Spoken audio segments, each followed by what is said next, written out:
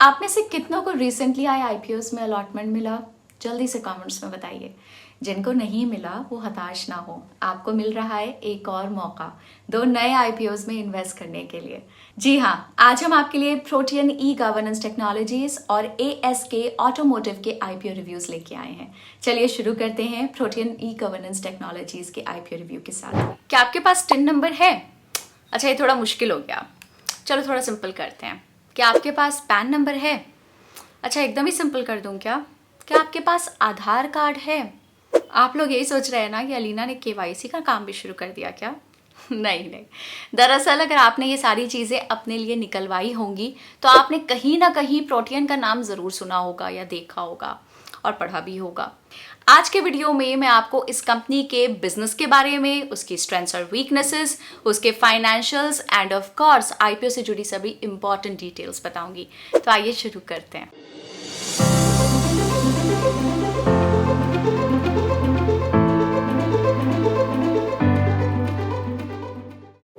Protean ई technologies limited या short में protean का आईपीओ 6 नवंबर मंडे से ओपन होगा और 8 नवंबर वेंसडे तक आप इस आईपीओ में बिड कर सकते हैं। 490.33 करोड़ रुपीस का ये IPO completely offer for shall issue है, जहां प्रोटियन के प्रमोटर्स अपने शेयर्स पब्लिक को सेल कर रहे हैं। बाकी इंपॉर्टेंट डिटेल्स और डेट्स मैं आपको आगे वीडियो में बताऊंगी। तो पहले जानते हैं कि आखिर कंपनी करती क्या है।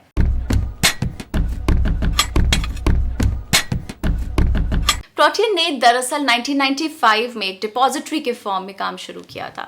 तब से लेके अब तक कंपनी ने हमारे देश के कैपिटल मार्केट्स के लिए एक systematically important national infrastructure build करने में इंपॉर्टेंट रोल प्ले किया है। इसके अलावा कंपनी ने इंडिया में कई क्रिटिकल और large scale technology infrastructure projects build किए हैं।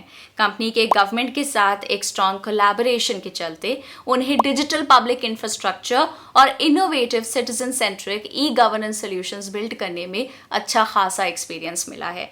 आज कंपनी नेशनली क्रिटिकल और लार्ज स्केल टेक्नोलॉजी सॉल्यूशंस को स्क्रैच से कॉन्सेप्चुलाइज, डेवलप और एग्जीक्यूट करने में एक्सपर्टीज रखती है। कंपनी जो सर्विसेज और सॉल्यूशंस प्रोवाइड करती है उसका एक सीधा इम्पैक्ट गवर्नमेंट सर्विसेज पे देखने को मिलता है। इनफैक्ट प्रोटियन फाइनेंशियल ईयर 22 में ई गवर्नेंस सेक्टर में काम करने वाली कंपनीज में profitability, operating income, operating profit और ऑपरेटिंग प्रॉफिट मार्जिन के टर्म्स में एक लीडिंग प्लेयर रह चुकी है। अगर कंपनी के मैनेजमेंट की बात करें तो ये एक प्रोफेशनली मैनेज कंपनी है जिसके पीछे एक केपेबल और एक्सपीरियंस मैनेजमेंट टीम इन्वॉल्व है। इनफैक्ट इनके शेयर होल्डर्स में भी फाइनेंशियल इंस्टीट्यूशंस जैसे कि NSC Investments Limited, SUUTI, Citicorp Finance India Limited, कुछ पब्लिक और प्राइवेट सेक्टर बैंक्स जैसे कि State Bank of India, Punjab National Bank, Union Bank of India, Bank of Baroda और Canara Bank, HDFC Bank Limited, Axis Bank Limited, Deutsche Bank AG जैसे कई नाम शामिल हैं। ये इन्वेस्टर्स से उन्हें ना सिर्फ कैपिटल स्पॉन्सरशिप मिलती है लेकिन एक प्रोफेशनल एक्सपर्टीज भी मिलती है। जून 2023 से लेके अब तक कंपनी ने कुल मिला के 19 प्रोजेक्ट्स मैनेज किए हैं जो हमारे देश की 7 मिनिस्ट्रीज और ऑटोनॉमस बॉडीज को कवर करते हैं। अब जैसे कि हमने स्टार्टिंग में ही देखा, प्रोटियन ने हमारे देश के डिजिटल इंफ्रा को डेवलप करने और ई गवर्नेंस को इंट्रोड्यूस करने में इंपॉर्टेंट रोल प्ले किया है। इससे हमारे देश के कई सेक्टर्स को भी पॉजिटिव तरीके से फायदा हुआ है। अब आखिर इनके प्रोजेक्ट से क्या ट्रांसफॉर्मेशन हुआ, वही सोच रहे होंगे शायद आप। चलिए देखते हैं। Tax modernisation. अगर आपको याद हो तो इंडियन गवर्नमेंट ने 2002 में डायरेक्ट टैक्स सिस्टम को मॉडर्नाइज करने के लिए एक कमेटी बनाई थी। प्रोटियन ने उस समय TIN यानी कि टैक्स इंफॉर्मेशन नेटवर्क को इम्प्लीमेंट करने में एक इम्पॉर्टेंट रोल प्ले किया था। TIN नंबर एक यूनिक आइडेंटिफिकेशन नंबर होता है, बिल्कुल आपके पैन की तरह। जिस तरह आपके टैक्स फाइलिंग के लिए पैन जरूरी होता है, ठीक उसी तरह बिजनेस एंटरप्राइज के लिए TIN यानी कि टिन नंबर मैंडेटरी हो जाता है। अब आप में से कई लोगों को शायद आइडिया होगा कि टिन के आने से पेपर वर्क कम हो गया, ट्रांसपेरेंसी बढ़ गई और ओवरऑल एफिशिएंसी भी बढ़ गई। इनफैक्ट प्रोटियन ने एक ऑनलाइन टैक्स अकाउंटिंग सिस्टम यानी कि OLTAS सेटअप किया था स्पेसिफिकली टैक्स कलेक्शन के लिए, जिससे ओवरऑल प्रोसेस स्ट्रीमलाइन हुआ और पेपर वर्क भी रिड्यूस हुआ। फाइनेंशियल ईयर 23 में प्रोटियन TDS यानी कि टैक्स डिडक्टेड एट सोर्स और TCS यानी कि tax collected at source returns का 58% मार्केट शेयर कमांड करती थी। पैन सर्विसेज यानी कि परमानेंट अकाउंट नंबर, अच्छा हो सकता है कि टिन के बारे में शायद आप में से कई लोगों को ना आइडिया हो, बट पैन के बारे में तो सब कोई जानते हैं, है कि नहीं। इनकम टैक्स डिपार्टमेंट ने प्रोटियन को पैन सर्विस सेंटर सेटअप करने की अथॉरिटी दी थी। इन्होंने अक्रॉस इंडिया अपने पैन सर्विस सेंटर स्टैब्लिश किए हुए हैं, जिसके थ्रू इन्होंने मिलियंस ऑफ एप्लीकेशंस हैंडल किए हैं। इनफैक्ट कंपनी ने जून 2023 तक around 446 million pan applications process किए हैं। फाइनेंशियल ईयर 21 से लेके फाइनेंशियल ईयर 24 के फर्स्ट क्वार्टर तक कंपनी के पास पैन कार्ड अलॉटमेंट का 45% मार्केट शेयर है।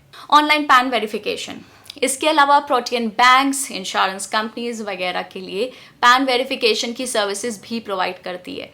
इसके चलते इन इंस्टीट्यूशंस के लिए कंप्लायंस में काफ़ी आसानी हो गई है। एज ऑफ जून 2023 इन्होंने 683.8 मिलियन से भी ज़्यादा पैन के वेरिफिकेशंस किए हैं। प्रोटियन के पास आज इंडिया में पैन टैन TDS प्रोसेसिंग के 79,000 सेंटर्स मौजूद हैं। Central record keeping agency national pension system NPS, इनका नेक्स्ट प्रोजेक्ट है NPS से रिलेटेड, यानी कि नेशनल पेंशन स्कीम। प्रोटियन आज NPS के लिए एक सेंट्रल रिकॉर्ड कीपिंग एजेंसी यानी कि CRA का काम करती है। इन्होंने NPS के लिए IT इंफ्रास्ट्रक्चर प्रोवाइड किया और साथ ही साथ NPS के सब्सक्राइबर्स को कस्टमर सर्विस देते हैं। इसमें भी प्रोटियन के पास सब्सक्राइबर्स के टर्म्स में 94% मार्केट शेयर के साथ स्ट्रॉन्ग लीडरशिप है। अटल पेंशन योजना यानी कि APY, प्रोटियन अटल पेंशन योजना का एक लौता CRA है। इन्होंने हंड्रेड्स ऑफ बैंक्स और उनके ब्रांचेस को कनेक्ट करा, जिससे ये सर्विस हर कोने तक दी जा सके, और इसमें तो कंपनी 100% मार्केट शेयर के साथ मोनोपोली एंजॉय करती है। नेशनल आइडेंटिफिकेशन आधार, अच्छा, एक सबसे इम्पॉर्टेंट प्रोजेक्ट तो हम बात ही नहीं कर पाए। क्या आपको पता है कि कंपनी ने आधार के लिए रजिस्ट्रार का काम भी किया था। प्रोटियन ने आधार ऑथेंटिकेशन और eKYC की सर्विस देकर पेपरलेस आइडेंटिटी वेरिफिकेशन प्रोवाइड करना शुरू किया। अब इसके चलते हमारे देश में जो रेवोल्यूशन आया वो आप सब जानते हैं। इसके अलावा प्रोटियन ने विद्या लक्ष्मी और विद्या सारथी जैसे प्रोजेक्ट्स पर तो काम किया ही है, लेकिन प्रोटियन को ONDC यानी कि open network for digital commerce के लिए भी अर्ली स्टेज कंट्रीब्यूटर माना जाता है। अब जैसे कि आपने देखा, कंपनी एक नीश गवर्नमेंट के डिजिटल इंफ्रास्ट्रक्चर के प्रोजेक्ट्स पे काम करती है। तो इन पर्टिकुलर प्रोजेक्ट्स के सेगमेंट्स में अगर ग्रोथ देखें तो NPS और APY के number of subscribers financial year 17 से लेके फाइनेंशियल ईयर 22 के बीच में 28% CAGR से ग्रो हुए हैं, और माना जा रहा है कि फाइनेंशियल ईयर 27 तक ये 16 से 17% CAGR से ग्रो हो सकते हैं। सेम वे में इंडिया में फाइनेंशियल ईयर 13 से लेके फाइनेंशियल ईयर 19 तक टैक्स पेयर्स के नंबर्स में 9.9% CAGR की ग्रोथ देखने को मिली है, जबकि फाइनेंशियल ईयर 19 से लेके फाइनेंशियल ईयर 27 तक ये 9 से 10% CAGR से अगर ग्रो करता है तो टैक्स पेयर्स का नंबर 170 मिलियन तक पहुंच सकता है।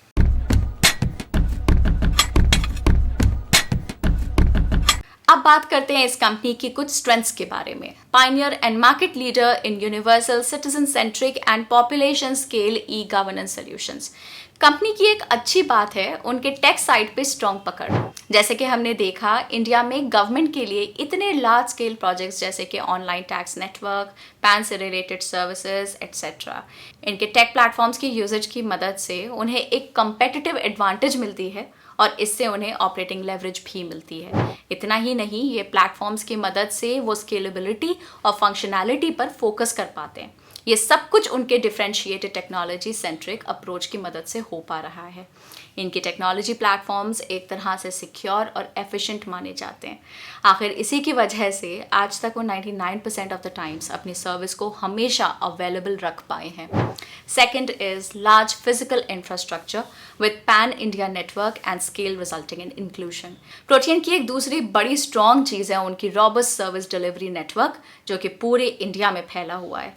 मार्च 2020 में इनके पास जहां सिर्फ 21,558 सेंटर्स थे, वो मार्च 2023 तक 74,435 हो गए थे, और जून 2023 तक ये नंबर 79,374 हो चुका था।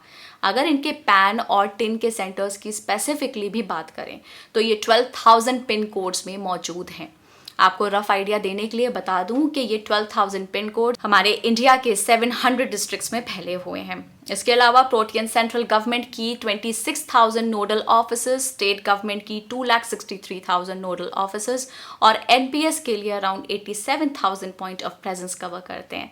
इनफैक्ट सिर्फ इतना ही नहीं, कंपनी अपनी लास्ट माइल रीच बढ़ाने के लिए Nearby Technologies Private Limited, Fino Payments Bank Limited, Vakrangee Limited जैसे प्लेयर्स के साथ भी पार्टनरशिप में एंटर हुआ है। आइए अब मैं प्रोटियन की कुछ वीकनेसेस के बारे में भी आपको बता देती हूँ।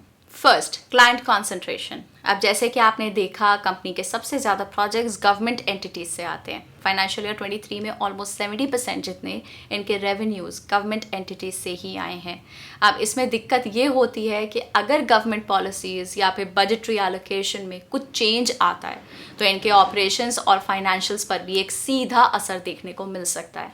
फॉर एग्जाम्पल, गवर्नमेंट के टैक्स और पेंशन से रिलेटेड कोई भी पॉलिसी चेंज ओवरऑल इकोनॉमी में टैक्स और पेंशन कंट्रीब्यूशन को अफेक्ट करेगा और इसका असर प्रोटियन पर भी देखने को मिल सकता है। सेकंड है टर्मिनेशन ऑफ प्रोजेक्ट्स। कंपनी के लिए एक और ध्यान रखने वाली बात है उनके टाइप ऑफ कॉन्ट्रैक्ट्स। नॉर्मली उनके कॉन्ट्रैक्ट्स के हिसाब से उनके क्लाइंट्स एक मिनिमम 30 से 90 डेज के नोटिस के साथ अपने प्रोजेक्ट को टर्मिनेट कर सकते हैं।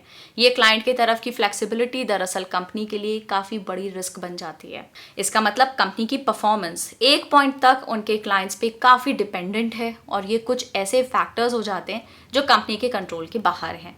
फॉर एग्जाम्पल, कंपनी को UIDAI ने आधार के अलॉटमेंट के लिए अपॉइंट किया था, लेकिन फाइनेंशियल ईयर 19 में जब प्रोजेक्ट कंक्लूड हुआ तो ये फर्दर रिन्यू नहीं हुआ था। इस तरह के चैलेंजेस कंपनी के फाइनेंशियल्स पे अच्छा खासा इम्पैक्ट डाल सकते हैं।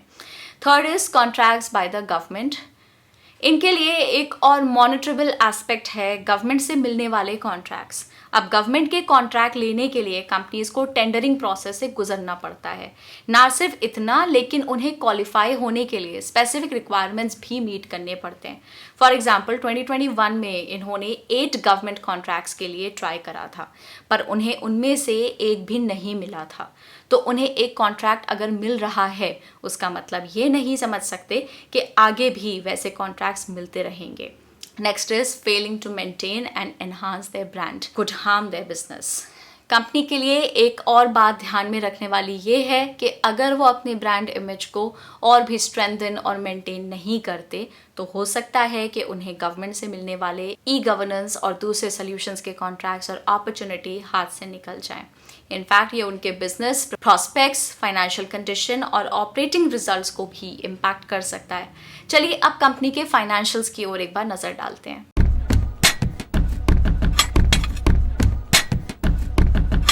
ये टेबल जो आप अपने स्क्रीन पे देख रहे हैं, इसमें फिगर्स क्रॉर्स में दिए गए हैं। सबसे पहले बात करते हैं टोटल रेवेन्यू की। फाइनेंशियल ईयर 21 से 22 के बीच में हमें एक इंक्रीज देखने को मिल रहा है। ये फिगर 603.13 से बढ़ के 690.9 करोड़ पे आ गया है। फाइनेंशियल ईयर 23 में भी इंक्रीमेंट देखने को मिल रहा है और ये 742.2 करोड़ पे आ चुका है। अगर बात करें प्रॉफिट आफ्टर टैक्स की, तो ये सेम ट्रेंड हमें प्रॉफिट्स में नहीं देखने को मिला। फाइनेंशियल ईयर 21 में ये 92.1 करोड़ से बढ़ के 143.93 करोड़ पे आ गया। हावेवर फाइनेंशियल ईयर 23 में ये फिगर कम होके 107.04 करोड़ पे रिकॉर्ड हुआ है। बात करें कुछ इंपॉर्टेंट रेशियोज की, तो एबिटा मार्जिन है 15.89%, पैट मार्जिन है 14.42%, कंपनी का पीई फाइनेंशियल ईयर 23 के लिए है 29.88 पे। हालांकि यहाँ पे गौर करने वाली बात यह है कि इंडस्ट्री का पीई हमारे लिए अवेलेबल नहीं है, क्योंकि कहीं कहीं पे हम देख रहे थे वीडियो के दौरान कि कंपनी मोनोपोली एंजॉय करती है।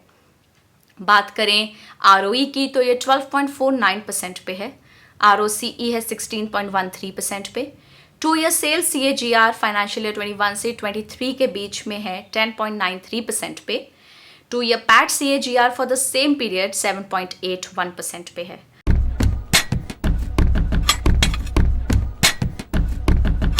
अब बात करें आईपीओ से रिलेटेड कुछ इंपॉर्टेंट डिटेल्स की, तो इस आईपीओ की ओपनिंग डेट है 6 नवंबर 2023, इसकी क्लोजिंग डेट है 8 नवंबर 2023 और ये लिस्ट हो रहा है 17 नवंबर 2023 को। इसका प्राइस बैंड है 752 से 792 रुपीज़ का और लॉट साइज है 18 शेयर्स का। इसका इशू साइज है 490.33 करोड़ का, जिसमें फ्रेश इशू कुछ भी नहीं है। ये पूरा का पूरा एक ऑफर फॉर सेल है जैसे कि हमने आपको वीडियो की स्टार्ट में बताया था। चलिए अब हम दूसरे आईपीओ ASK ऑटोमोटिव के बारे में बात करते हैं।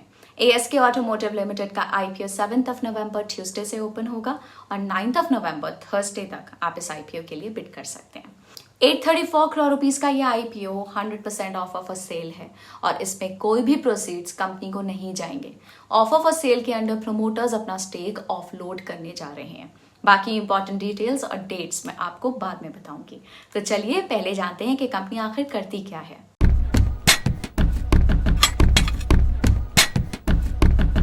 भारत में 50% मार्केट शेयर के साथ ASK ऑटोमोटिव टू व्हीलर्स में यूज होने वाले brake shoe and advance braking या AB सिस्टम्स की लार्जेस्ट मैन्युफैक्चरर है।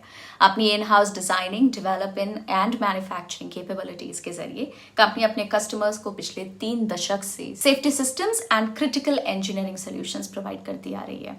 ASK ऑटोमोटिव अपने प्रोडक्ट्स EV सेगमेंट के साथ साथ पेट्रोल से भी चलने वाले इंटरनल कंबशन इंजन यानी कि ICE वाले टू व्हीलर्स को भी प्रोवाइड करती है। हालांकि कंपनी के majority revenues ICE run two wheeler से ही आते हैं।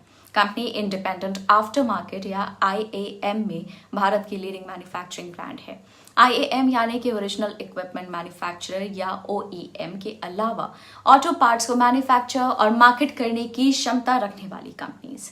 ASK अपने in house design and engineering capabilities की मदद से न सिर्फ ऑटोमोटिव पर नॉन ऑटोमोटिव सेक्टर्स को भी complex precision components and solutions deliver करने में आज काबिल है। 1989 में उन्होंने अपने ऑपरेशंस की शुरुआत टू व्हीलर्स के लिए ब्रेक शू मैन्युफैक्चरिंग से की थी और तब से उन्होंने अपने ऑपरेशंस को डाइवर्सिफाई किया है। ASK ऑटोमोटिव आज advance braking systems, aluminium light weighting precision solutions, wheel assembly to two wheeler OEMs और सेफ्टी कंट्रोल केबल्स जैसे प्रोडक्ट्स में भी एक लीडिंग प्लेयर है। आज कंपनी इन प्रोडक्ट्स को अपने 2 व्हीलर, 3 व्हीलर, पैसेंजर और कमर्शियल व्हीकल्स के OEM क्लाइंट्स को तो सेल करती ही है, लेकिन साथ में इन्हें all train vehicles, power tools and outdoor equipment के OEMs को भी सेल करती है। इन सभी प्रोडक्ट ऑफरिंग्स का ASK ऑटोमोटिव के टोटल रेवेन्यू फ्रॉम ऑपरेशंस में कंट्रीब्यूशन की बात करें तो फाइनेंशियल ईयर 23 में ऑलमोस्ट 42% के साथ कंपनी का maximum revenue advance braking system से आया था, followed by almost 39% from aluminium light weighting precision solutions. Wheeled assembly का कंपनी के ऑपरेशंस में 13.75% कंट्रीब्यूशन रहा है और सेफ्टी कंट्रोल केबल्स प्लस बाकी प्रोडक्ट्स का कुछ 5.5% के आसपास का कंट्रीब्यूशन रहा है। आइए अब मैं आपको इन प्रोडक्ट्स का थोड़ा ब्रीफ समझाती हूँ। ब्रेकिंग सिस्टम्स और safety control cables road safety के लिए काफ़ी क्रिटिकल होते हैं और इन्हें मैन्युफैक्चर करने के लिए काफ़ी टेक्नोलॉजिकल नो हाउ और R&D कैपेबिलिटीज चाहिए, जिसकी वजह से यहाँ काफ़ी एंट्री बैरियर्स हैं। सेफ्टी कंट्रोल केबल्स का यूज टू व्हीलर्स में कई क्रिटिकल फंक्शंस के लिए किया जाता है, जैसे कि actuate, control and operate critical applications including brake, accelerator, clutch, transmission gear, speedometer, fuel ID, seat lock, choke and battery charging lid operate करने के लिए। Aluminium light weighting precision solutions और प्रोडक्ट शायद सुनने में ज्यादा ही कॉम्प्लिकेटेड लग रहा है, लेकिन इनका काम होता है व्हीकल के वजन को रिड्यूस करना और थर्मल या हीट मैनेजमेंट में असिस्ट करना, जिसकी वजह से परफॉर्मेंस, सेफ्टी, एफिशिएंसी और ड्यूरेबिलिटी बढ़ती है। ASK ऑटोमोटिव भारत की टॉप 6 टू व्हीलर कंपनीज को अपने प्रोडक्ट सप्लाई करती है और इंटरेस्टिंगली उन सभी के साथ उनके लॉन्ग स्टैंडिंग रिलेशंस हैं। फाइनेंशियल ईयर 22 में कंपनी ने टू व्हीलर EV OEMs को अपने प्रोडक्ट सेल करना स्टार्ट कर लिया था, जिसमें से कई स्टैब्लिश कंपनीज हैं जैसे कि TVS, Ather energy, Greaves electric mobility, Bajaj auto and Revolt. साथ ही कंपनी अपने कुछ प्रोडक्ट्स फॉरेन OEMs जैसे कि UFI filters, Federal Mogul Italy और FDP वर्जीनिया इनको एक्सपोर्ट भी करती है। As of 30th June 2023, ASK automotive Bharat में 5 स्टेट्स के अक्रॉस 15 मैन्युफैक्चरिंग फैसिलिटीज ऑपरेट करती है, जो अपने OEM क्लाइंट्स के स्ट्रेटेजिकली क्लोज प्रॉक्सिमिटी में है। रिसेंटली जुलाई में ही उन्होंने राजस्थान में अपनी 16th मैन्युफैक्चरिंग फैसिलिटी के ऑपरेशंस कमर्शियलाइज करे हैं। कर्नाटका में भी कंपनी को लैंड अलॉट हुआ है, जिसके ऊपर कंपनी जल्द ही काम शुरू करने का प्लान मोशन में डाल रही है। बात करें इंडस्ट्री की तो एक्सपेक्टेड है कि अब से लेके फाइनेंशियल ईयर 28 के बीच टू व्हीलर का प्रोडक्शन 8 से 9% CAGR से ग्रो हो सकता है और आशा ये भी है कि करंट 4.4% मार्केट पेनिट्रेशन से बढ़कर EV टू व्हीलर का मार्केट 2028 में आते आते करीब 26% का हो सकता है, जो कि स्टैगरिंग 55% CAGR ग्रोथ कही जा सकती है over the next 5 years। Two wheeler segment इस ग्रोथ के चलते हम सोच सकते हैं कि उसमें यूज होने वाले ऑटो कंपोनेंट्स के प्रोडक्शन में ग्रोथ आ ही सकती है।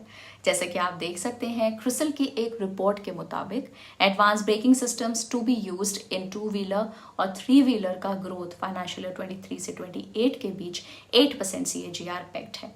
Similarly aluminium light weighting precision solutions का मार्केट भी आने वाले 5 सालों में 11.3% CAGR से ग्रो हो सकता है और इसी दौरान सेफ्टी कंट्रोल केबल्स का ओवरऑल मार्केट भी एक हेल्दी 7% CAGR से ग्रो होने की संभावना है।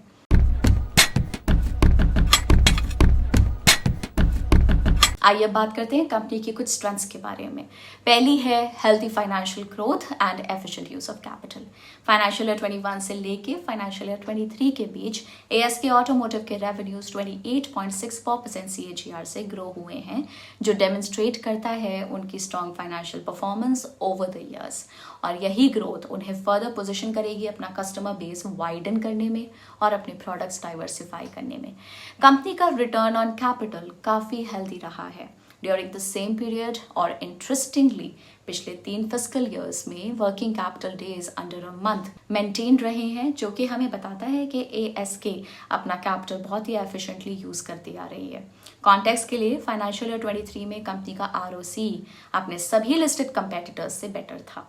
सिमिलरली वर्किंग कैपिटल डेज की भी बात करें तो एक्सेप्ट एंड्योरेंस टेक्नोलॉजीज ASK के वर्किंग कैपिटल डेज बाकी सबसे सिग्निफिकेंटली कम है। Second is high entry barriers. ASK automotive का बिजनेस ज्यादातर 3 चीजों पे डिपेंड करता है। R&D एंड इंजीनियरिंग कैपेबिलिटीज में कंटिन्यूड इन्वेस्टमेंट्स, रेवेन्यू ग्रोथ को सपोर्ट करने के लिए मैन्युफैक्चरिंग इंफ्रास्ट्रक्चर में इन्वेस्टमेंट्स और given the criticality of the products अपने कस्टमर्स को हाईएस्ट क्वालिटी डिलीवर करना, जिसकी वजह से उनके बिजनेस में हाई एंट्री बैरियर्स हैं, जिसका मतलब है कि कोई भी नया प्लेयर आसानी से एंट्री नहीं ले सकता। स्पेशली अगर हम ASK ऑटोमोटिव के long standing relations with the customers देखें तो। आइए अब मैं आपको ASK ऑटोमोटिव की कुछ वीकनेसेस के बारे में भी बता देती हूँ। First is concentration of revenues. ASK automotive का 50% से ज्यादा रेवेन्यू उनके टॉप 3 कस्टमर्स से ही आता है और तो और उनका सिंगल लार्जेस्ट कस्टमर ही उनका 30% रेवेन्यू तो मिनिमम ला के देता है। किसी भी कारण अगर कंपनी अपने इनमें से किसी भी कस्टमर को लूज करती है तो कंपनी के फाइनेंशियल्स को बहुत ही बड़ा झटका लग सकता है। Second is declining operating profitability. एक और वीकनेस जो कंपनी में हमें दिखाई देती है वो है उनके रॉ मटेरियल्स में मौजूद इनहेरेंट वॉलेटिलिटी। कंपनी का मटेरियल कॉस्ट उनके टोटल एक्सपेंसेस का लगभग 65% है, यानी कि ग्रॉस मार्जिन ही 35 जितना है। और तो और सिंस ASK के पास बार्गेनिंग पावर लिमिटेड है, वो अपने OEM क्लाइंट्स को उनके की रॉ मटेरियल एल्यूमिनियम के प्राइस में आई बढ़त को पास ऑन नहीं कर सकते हैं और अगर पास ऑन कर सकते हैं तो एक टाइम लैग के साथ ही कर सकते हैं। इसका इम्पैक्ट हमें फाइनेंशियल ईयर 22 में कंपनी के ऑपरेटिंग मार्जिन्स में दिखा था, जो फाइनेंशियल ईयर 21 में 12% थे और तब यानी कि फाइनेंशियल ईयर 22 में डिक्रीज होकर 8% तक आ गए थे। चलिए अब कंपनी के फाइनेंशियल्स को देखते हैं।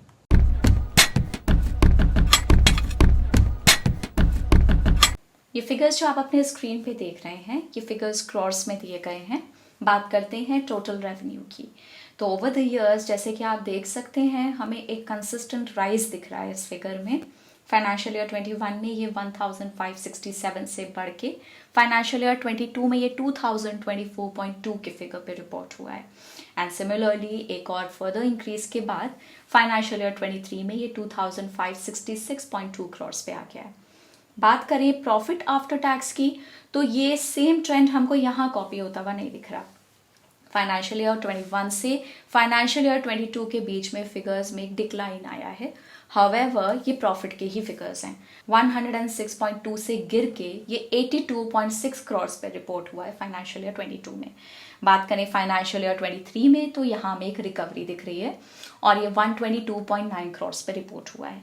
बात करें कुछ इंपॉर्टेंट रेशियोज की, तो एबिटा मार्जिन है 9.65% पे, पैट मार्जिन है 4.79% पे, कंपनी का पीई रिपोर्ट हुआ है 45.63 पे और इंडस्ट्री का पीई है 58.33 पे।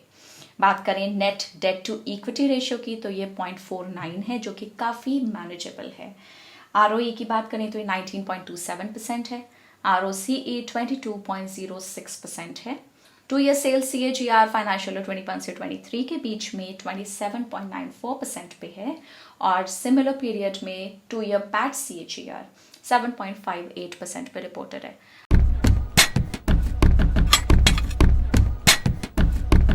अब बात करते हैं कंपनी के कुछ इंपॉर्टेंट IPO डिटेल्स की। इसकी ओपनिंग डेट है 7 नवंबर 2023, क्लोजिंग डेट है 9 नवंबर 2023 और ये लिस्ट हो रहा है 20 नवंबर 2023 को। इसका प्राइस बैंड है 268 से 282 रुपीज़ पर शेयर का और इसका लॉट साइज है 53 शेयर्स का।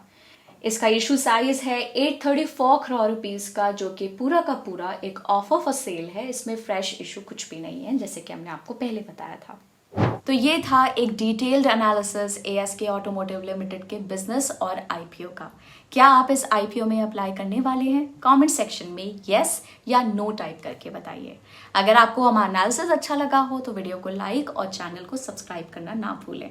हम आपको ये रिमाइंड करवा दें कि ये वीडियो सिर्फ एजुकेशनल पर्पसेस के लिए हैं और किसी भी तरह की कोई बाय या सेल रिकमेंडेशन नहीं है। मिलते हैं अगले वीडियो में। Happy investing, bye bye.